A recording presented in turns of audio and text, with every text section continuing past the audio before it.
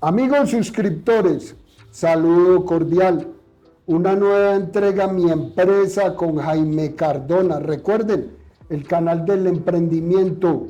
¿Sueñan con ser emprendedores? ¿Quieren ser empresarios del futuro? Pues este es el canal que ustedes deben de consultar. Compartan con todos sus amigos, familiares, aquellos jóvenes que están en las esquinas buscando qué hacer. Invítenlos a que vean ejemplos de vida, a que conozcan de primera mano lo que es fácil, difícil emprender. Pues bien, recuerden, suscríbanse, denle clic a la campanita y nos hagan sus comentarios qué tan útiles me son. Invítenme a emprendedores. Si tienen personas que ustedes consideren que tienen historias importantes que contar, contáctenme. Hoy he venido a un espacio quizás muy espiritual y muy acogedor. Estoy en el convento de la Madre Laura. Aquí ella hizo una labor social que ya nuestro entrevistado nos va a contar y nos va a detallar un poco, pero aquí es la espiritualidad muy grande porque las historias que hay en cada rincón de este espacio son dignas de comentar. Hoy me he venido a entrevistar a un personaje. Yo les he contado y les he dicho mucho a ustedes, nunca es tarde para emprender. ¿Sabe cuándo termina uno de emprender? Cuando lo llevan con los pies para adelante. Cuando uno fallece, ese día se acaba el emprendimiento. Pues miren, para la muestra un botón. Gonzalo, ¿cuál es tu nombre completo? Mi nombre es Gonzalo Alonso Giraldo Zuluaga. ¿Cuántos años tenemos? Tengo 75, cumplo el 20 de diciembre, 76. Bueno, ya lo ven, jóvenes. Gonzalo, un hombre que a la edad que tiene no para de emprender. Y lo más lindo, porque estoy acá, ¿qué me motivó a entrevistar a Gonzalo? Y es su sentido social. La labor social que hace Gonzalo es digna de admirar. Pero bueno, vamos a tener un rato para conversar con él. Gonzalo, bienvenido al canal, hermano. Gracias por recibirme, gracias por invitarme a este espacio. 5 años. ¿Dónde naciste? Nací aquí en Medellín. Estudié primero el kinder, lo hice en el Colegio de la Presentación de la América. Inclusive me tocó estudiar kinder con un familiar que es Luis Alfredo Ramos. Ahí estudiamos kinder y nos tocó la época donde la monja, cuando nosotros éramos traviesos como todo niño que no está enfermo, nos hacía extender la mano y nos daba con una regla. Bueno, pero gracias a esas, digamos, caricias que nos daban en ese tiempo, no solo los profesores, sino los padres, es el fruto de hoy. Nos han enseñado a ser rectos, honrados, morales, serviciales. Estudié en luego pasé a Bolivariana, estudié en primaria, bachillerato y carrera. Me gradué en Bolivariana. Yo soy sobrino de 2 fundadores de Bolivariana, el famoso Moncho, Feligenado Botero, Monseñor, y Sergio Giraldo Gómez. ¿Estudiaste qué carrera, Gonzalo? Estudié ingeniería. Luego salí de ahí, pero en bachillerato hice por un periodo de tiempo, tenía como un llamado divino, o no sé, una curiosidad, y me fui para el seminario salesiano Santo Domingo Sabio en La Ceja. Estuve en La Ceja del Tambo, allá estudié, pero yo veía que los salesianos, Don Bosco, los niños, la juventud, la enseñanza. Pero yo dije, el hábito no hacía el monje. Y cuando eso, si yo me hubiera ordenado sacerdote, hubiera tenido una limitación para lo que yo quería hacer como pastor, que era la sotana. Porque yo no quería ser el religioso de sotana, de misa, de sermones, de los salesianos enseñan. Yo quería ser lo que verdaderamente es un buen pastor, estar con la oveja enferma. Entonces yo me retiré del seminario y emprendí mi camino como misionero. Estando muy joven, yo me iba para los burdeles de Medellín, que quedaban que la Cueva del Oso, en Lovaina, en ese tiempo. Y yo llegaba mono, de ojos azules, y bueno, me hacían fiesta, y las mujeres pensaban que un cliente más, pero no, yo iba por la parte humana, y la sentaba, le brindaba una cerveza, hablaba con ella, ellas pensaban que era un cliente más, pero yo empezaba a hablarles de la vida, de que en ese momento, como estaban jóvenes y bellas, los hombres las buscaban y le hacían fila, pero le decía que eso no iba a durar, que después esos mismos hombres, ya si te he visto no me acuerdo. Ven. Entonces yo logré que muchas mujeres se retiraran, por eso que yo les dije, ahí empezó el servicio mío para la comunidad. Después me casé, me fui de Colombia. ¿Tenés hijos? Tengo 3 hijos, todos, gracias a Dios, van por buen camino, porque los he criado, y es el ejemplo que yo le quiero ver a los hijos míos los he criado de 2 formas, con 2 razones. Buen ejemplo y amor. Buen ejemplo y amor. Cuando ellos se han equivocado, han quebrado algo, le digo, no, mi hijo, no se asuste, que nosotros los viejos somos más torpes y cometemos más errores a pesar de que debemos de tener más cuidado y más conciencia. Deportes, ¿has practicado algún deporte en tu vida? Practiqué, yo soy y seré hasta que me muera condicionado deportista, porque es el alimento para el cuerpo y para el alma. Yo en Bolivariana, yo he tenido 2 apodos, que era Correcamino y Trotamundo. Y tuve en Bolivariana, jugaba 8 horas de fútbol diarias y las puedo certificar. Y en Bolivariana, porque nosotros vivíamos en la circular primera al frente. Y yo salía, por ejemplo, en las tardes a las 5 de la tarde que clase y llegaba a las 9 de la casa. Y cada que llegaba mi papá me decía, muy bonito, te volviste a quedar, sube para el cuarto y quítate los calzones. Y todos los días yo me quedaba jugando. Cuando salía de 5 a 9, sabiendo que llegaba a la casa, mi papá me daba una pela, calzón quitado. Y yo jugaba feliz y mi papá me daba la pela. ¿Hoy en día practicas? Jugué con Alejandro Brán, Ponciano Castro, Byron Hernández, La Rata Gallego, Álvaro Santamaría. Y tuve como profesores míos Pacho García, que fue futbolista, y Tucho Ortiz, lo recuerdo. Y tenés un familiar Sí. muy reconocido. Sí, jugué fútbol 8 horas diarias, no quise llegar a profesional con Alejandro Brán, corrí maratones. Alejandro Brán es uno de los mejores jugadores que ha tenido Colombia, fue de la selección. Sin embargo, éramos de la selección de atletismo de la Pontificia Bolivariana. Y cuando nos hacían pruebas para ir a un interclubes o interuniversitario, en 10.000 metros, que son 25 vueltas de 400 metros, yo a Alejandro Brán le agarraba siempre 2 vueltas. Familiar de Andrés Escobar y de Sí, Santiago. familiar de Andrés Escobar, de Santiago, familia primos, pero así lejanos como se han manejado esas familias de antes y eso. Bueno, Gonzalo, ¿qué le quiero decir? Que yo me incliné por el arte y me fui del país y en Venezuela me volví escultor, me gustaba mucho, pero yo decía, yo hacer esculturas que no tienen vida. En Venezuela descubriste el arte o el oficio. Sí, me metí por la escultura, sí, pero eran ambientaciones con agua. Llegué a hacer en el año 89, hice la fuente más grande en ese momento que había en el mundo, de 11.000 metros cuadrados. Y alrededor de la Plaza de Toros, la Monumental en Valencia. Y me acuerdo que un día donde yo vivía, en la avenida Bolívar, que en Venezuela todas las ciudades tienen una vía principal que se llama Avenida Bolívar, en Residencia Pechinenda, llegaron a las 12 de la noche 2 patrullas a tocarme a mi casa, que Pavarotti me quería conocer, porque Pavarotti había llegado al Aerocruz de Valencia, que era el aeropuerto, a las 12 de la noche en su avión privado. Lo estaba recibiendo Paco Cabrera, que era el alcalde de ese momento, y lo llevaron al escenario donde él iba a hacer un concierto. Y él, cuando vio esa magnitud de esa fuente, quiso conocer el artista. Entonces me llevaron a mí, y Pavarotti, que lo tengo escrito, me dijo que como él cantaban más o menos como las manos de una mano, pero que como yo era único. Eso tengo de lo que es las fuentes.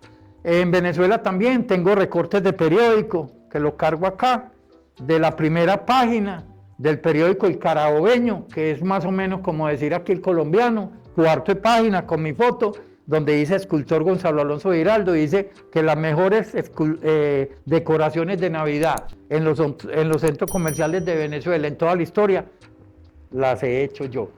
Ahí hice eso, en el año, ya cuando vino las elecciones de Enrique Salas Romer con Chávez, yo dije, si Chávez gana, me voy. Y Chávez ganó. Y yo me vine porque yo sabía más o menos lo que iba a pasar. Me vine con mucha tristeza. Me duele. Nunca quise venirme. Siempre decía, Colombia la quiero porque es la tierra donde yo nací. Pero esta tierra, aquí la quiero porque aquí me va a morir. Porque aquí he derramado sangre, sudor y lágrimas. Y yo no soy ingrato. No soy de esos emigrantes que se van y están en Estados Unidos, en Inglaterra, en Alemania, y les está dando producido material y económico y denigran de esas tierras. No. Entonces yo quise quedarme en Venezuela. Y lo único que si me pidieran, ¿qué quisiera usted antes de morirse? Un deseo, ver a Venezuela libre. Tengo hijos venezolanos. Mi hijo, del cual yo fui papá y mamá, una vez decidió irse para Venezuela a acompañar a la mamá que estaba sola. Se fue 10 años. Y cuando regresó, que yo le dije, usted atiende más a su mamá, trabajando aquí y ayudándola de lejos, que quedándose. Y vino. El día que vino lo recibí. Esa noche le dije, mijo, ¿con qué quiere desayunar mañana? ¿Chocolate o café? Mamá, papá, lo que sea. Yo le dije, no, pero ¿qué tomaba en Venezuela? Papá, no me preocupe, yo desayunaba con agua. Eso es lo que está pasando en ese país. Vendrán tiempos mejores. Ven, Gonzalo. De ahí me vine. Ajá. De ahí me vine. Seguí haciendo las fuentes. Como nadie me conocía, porque había estado 30 años afuera, y me di cuenta que aquí mucha gente sobrevive enseñando lo que sabe. Y como yo considero de que yo era un maestro en arte, en lo que es resolver espacios, con lo que se llama arte urbano, con fuentes, entonces yo dije, mientras me contratan para hacer una obra, voy a enseñar. Y empecé en un periodiquito que repartían en El Poblado y en Laureles, como Vivir el Poblado, ¿cierto? Como flash, ponía un avisito, porque no tenía muchos recursos. Y empecé a dar clases. La primer clase no sabía dónde darla, no tenía locación, estaba viviendo en una pieza. Entonces a un señor que me prestó una casa por ahí por el estadio, le dije, no me pague usted el taller, y en el patio de su casa yo doy la clase, y la clase voy haciendo una fuente. Los alumnos van viendo, y a usted le queda la fuente. Así hice la primera. Empecé a hacer fuentes, dar clases, todo el mundo me llama maestro. ¿Por qué fuentes? ¿Por qué Fuentes te de agua. inspiraste? Sí, pero ¿por qué? Porque yo Sabiendo quería que ser fuiste a ver escultor, de esfinges, de figuras. Sí, anteriormente le dije que no quería hacer como esas figuras que hacen los escultores, que no tienen vida. Ajá. Y el agua tiene movimiento, Vida. tiene sonido. Y Es vida. yo hago efectos con las luces y el agua y el sonido. Yo hago de tal manera unas caídas de agua que yo fabrico unos estalactitas, que aquí las tengo, unas estalactitas que nadie en el mundo la hace. Y yo pongo que el agua, las goteas, yo gradúo la caída de esas gotas. Y eso es como musical. Porque hay fuentes que a veces en un sitio dice, apáguela que no la soporto, porque da ruido, por el choque. Pero si uno sabe manejar la salida, que eso es física, entonces no produce ruido, sino sonido. Muy bien. Entonces, dándole... Bueno, dejé de hacer las fuentes porque una vez llegué de una señora llamada María Inés Zuluaga de Giraldo, mi mamá, que tuvo 12 hijos, en Azulea del Campestre en Las Vegas, cerca del Carrefour de Las Vegas. Llegué un sábado y me dijo, mijito, estoy preocupada porque su Mauricio, que era el que la acompañaba a ella siempre, había salido y era la hora del algo y no había llegado. Yo le dije, yo se lo preparo, mamá. Me dijo, no, mijito, es que hay que comprar unas cositas. Entonces yo me fui para Carrefour y entré a comprar, y en esa, estando pendiente de dónde estaban las cosas, el quesito, lo que necesitaba para el algo, no me percaté que en el piso había una chorrera de jabón líquido. Y lo pisé con esta mano y me abrí como como en compás y me dañé las dos rodillas. Yo tengo prótesis de rodilla, de meniscos, listo. Ahí dejé de hacer las fuentes, cosa que yo ya me había preparado, inclusive yo las últimas fuentes aquí las hice con los ojos tapados, porque como yo sufro de azúcar y podía en algún momento quedarme ciego, y esa era mi vida, yo quise seguir haciéndolas si estuviera ciego. Pero resulta que para cuidar las prótesis, dejé de hacerlas. Y como yo me había lesionado en Carrefour, empecé, ¿por qué me pasó? ¿Por qué no me tenía que haber pasado? ¿Quién es el responsable? Empecé a estudiar Derecho de cuenta mía. Me he ido para la biblioteca de la Remington, de la Autónoma, de la Bolivariana, y agarraba los libros y empezaba a leer y a leer y a leer y a leer, y me fui enamorando del derecho, primero para defender lo mío. Duré 10 años peleando con Carrefour, tramposos y con plata. A los 10 años me llamaron y hice un mal arreglo, mejor un mal arreglo que un buen pleito. Cuando yo ya había solucionado mi conflicto, dije, yo esto que aprendí le puede servir a mucha gente que no tiene la capacidad ni el tiempo. Y hay mucha gente que le vulneran sus derechos y no sabe ni cómo reclamarlo, ni tiene un peso para sacar una fotocopia, ni para pagar un pasaje. Entonces ahí creé la fundación Primero Tu Derecho. Escogí ese nombre porque lo más importante de un ser humano, sea blanco, negro, rico, pobre, lo que sea, son sus derechos. ¿Y cuál es la esencia de esa fundación? ¿Cómo se llama? Se llama Primero Tu Derecho y escogí ese nombre porque es lo más importante de un ser humano. Primero. El eslogan es Derecho con Corazón Solidario. A diferencia de la mayoría de los abogados, médicos, ingenieros que ejercen su profesión y es para subsistir y para tener sus ingresos económicos y cumplir sus sueños, esta es una fundación que por eso somos fundación misionera, fundación jurídica misionera, Primero Tu Derecho. El eslogan, Derecho con Corazón Solidario. Ayudamos personas que me llegan a mí que no tienen plata para pagarle a un abogado. Esa era la pregunta, ya quería llegar. A eso me dedico yo. Entonces, la persona... Esa es la primera fundación. Bueno, pero espérate mucho. Sí. Entonces, no tengo recursos, tengo un problema jurídico, puedo tocarle las puertas a la fundación que me van a ayudar a resolver mi problema sin ningún costo. Sí, socorrer a las personas que su primera vulneración es que primero que no saben cuál es el derecho que le vulneraron, ni cuál es la forma de reclamarlo.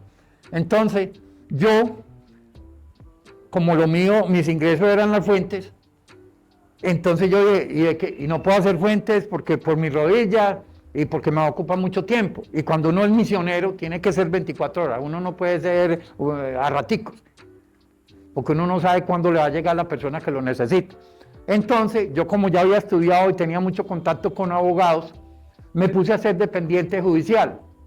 Entonces, muchos abogados, como Andrés Zafra, que es AZ Consultores en Cali, que le lleva los procesos de Ecopetrol y a grandes empresas, me pagaban a mí por cada... Cuando eso la justicia era presencial. Entonces, un abogado de Cali o Bogotá, para llevar un proceso aquí, tenía que tener un representante aquí. Entonces yo me dediqué a ser dependiente judicial de muchos abogados de muchas ciudades que estaban en otra parte, tenían casos aquí, yo los representaba. Ellos por cada proceso me pagaban mensual. Eso lo destinaba yo a mi subsistencia y a poder afrontar todas las necesidades de la persona que me llegaban. Y fuera de eso, siendo dependiente, yo estaba metido en los procesos, me iba enriqueciendo más y más, jurídicamente. Una pregunta, hagamos un paréntesis. ¿Por qué coger la modalidad de fundación y no de empresa o no de razón social de Cámara de Comercio limitada, anónima, comandita, sino fundación? Expliquémosle a los lectores qué tan importante es una fundación. Porque lo mío es vocación a servirle a la gente que no tiene recursos económicos ni tiene ningún medio para que nadie ni siquiera el Estado los protege. ¿Qué beneficios te da tener una fundación? Me siento útil, me siento servicial, siento que, como yo he dicho, al cielo llega mucha gente que va todos los días a misa y comulga, pero Dios le dice, no entras. Pero si yo iba a misa todos los días, pero cuando tuve hambre o sed no me diste. Señor, cuando yo no lo vi, cuando se me cruzó ese hermano tuyo que tenía problemas, enfermo, que era el más pobre de la familia, tú no lo volteabas a mirar. Cuando salías de la oficina de la casa había alguien que te extendía la mano y tú lo ignorabas. Ese era yo, porque uno no quiere a Dios y Dios lo dijo. Nadie me quiere a mí si no quiere al prójimo. Entonces esto es vocación. Uno para ser misionero tiene que tener vocación y renunciar a lo de uno. Y hay muchas clases de satisfacciones y realizaciones. Todo el mundo tiene derecho, piensa en la finca, en el carro, en su mejor celular, en sus mejores zapatos. Y hay personas que se llenan con eso, pero cuando consiguen el carro y la finca, siguen insaciables. Gonzalo, ven, qué pena te interrumpo. Cuando hablamos de la palabra fundación, estamos hablando de beneficios de impuestos, estamos hablando de una entidad que necesariamente tiene que vivir de la caridad de los demás. ¿Cómo es la esencia de una fundación? El propósito mío no es el económico, no es conseguir recursos, ni siquiera conseguir valoración a mi persona. Porque yo estoy escribiendo un libro que se llama Colombia, Estado Social de Derecho, entre comillas. ¿Eso qué quiere decir entre comillas? Que Colombia es mentirosa, porque se autodenomina social de derecho, pero aquí suceden cosas que si fuera verdaderamente lo que es la esencia de ser un Estado social de derecho, no sucedería, como matar por una Coca-Cola, como robarse en la tierra y volver por el hueco. Entonces, yo protejo al que en un momento dado yo veo que está en una situación como estuve yo, desamparado, porque yo en ese tiempo que peleé con Carrefour, a pesar de tener familia acomodada, nadie sabía mi situación y yo me arrastraba en muletas. Yo andaba con un maletín donde compraba en Bombonada por las Torres de Girardot un paquete de 1.000 pesos de tostadas y eso me duraba para 2 días de alimento. Y yo iba a esa biblioteca como de Confenalco, de Confama en San Ignacio y todos los bibliotecarios sabían que yo tenía tostada y me decían, deme una tostada y le doy café. Y yo pasé así mucho tiempo, entonces yo recorrí eso, me di cuenta, porque nadie sabe lo que es el hambre si no lo aguantaba. Y yo lo pasé, entonces cuando se me arrima a mí una persona que tiene conflicto, que tiene problemas, yo le doy la mano, porque siento lo que está pasando y yo no tuve quien me diera la mano, porque yo a veces recurrí a abogados donde me decían que solamente, y le estoy hablando del 2008, para entrevistarme ni saber cuál era mi caso, me pedían en ese tiempo 2 millones de pesos. Entonces yo no. Por eso decidí, entonces yo era dependiente, pero en el año 2000, cuando yo caminaba de juzgado a juzgado, viene la otra fundación que se llama Retoñar.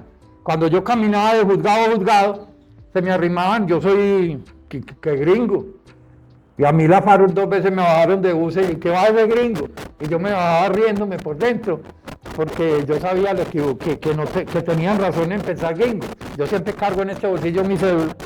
Entonces yo me bajaba tranquilo, porque ellos no sabían ni cómo dirigían a mí, si le iba a entender. Pero cuando ya estaba abajo, entonces me decían gringo. Y yo le decía, sí, de Marinilla. Y entonces ellos se reían y me decían, listo. Cuando yo le hablaba de la fundación, ¿cómo nace? ¿Qué hacen? Sí. Entonces yo, en esto de lo jurídico, como me recorría juzgado, porque era presencial, entonces se me arrimaban niñas, jóvenes, bonitas, por mi pinta de gringo, y me pedían 500 o 1.000 pesos para tomarse una gaseosa, pero ese era el pretexto para sonsacarme, para ofrecérseme, y me decían, vamos a ser ricos. A mí eso me preocupaba, me angustiaba, y yo decía, no puede ser estas niñas tan jóvenes y en esta situación, y estos problemas de Estado y de sociedad, y no hacen nada, o lo que hacen no es suficiente. Entonces yo, en Semana Santa, hasta que me muera, todos los Jueves Santos, yo voy a 7 monumentos. Y esa Semana Santa, yo empecé en cada monumento, me encomendaba a la Madre Laura y le pedía que me iluminara, qué puertas tocaba o qué podía hacer yo tan insignificante para afrontar ese problema. Esa noche, después de los 7 monumentos, llegué a mi apartamento, me acosté, me dormí, y la Madre Laura se me presentó con las manos, me puso una semilla así y me dijo, insignificante esta semilla y de aquí salen grandes árboles que dan muchos frutos. tu preocupación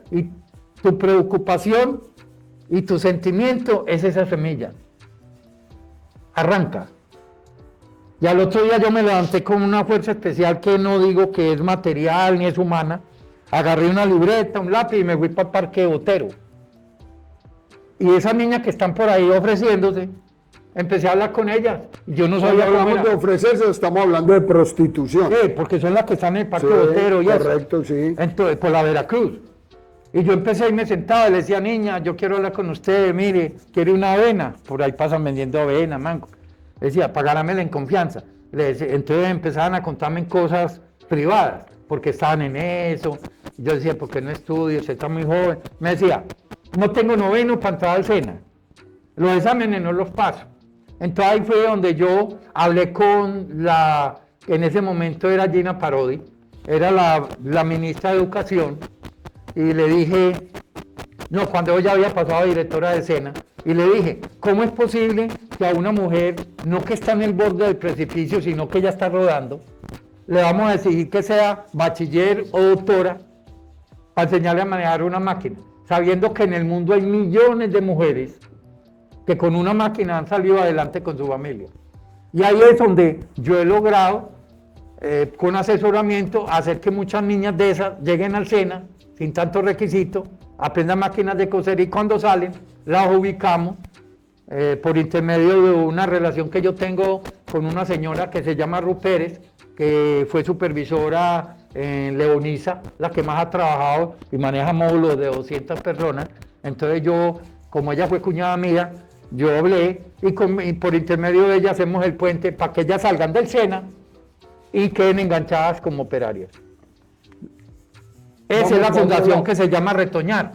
Yo la saqué de cuando uno llega a un balcón, a un rincón y de una mata se quita y se conmueve, le mueve la tierra, la riega, la poda y la mata. La respuesta es que surge, que nace. Por eso tomé ese nombre, se llama Retoñar. Cuando yo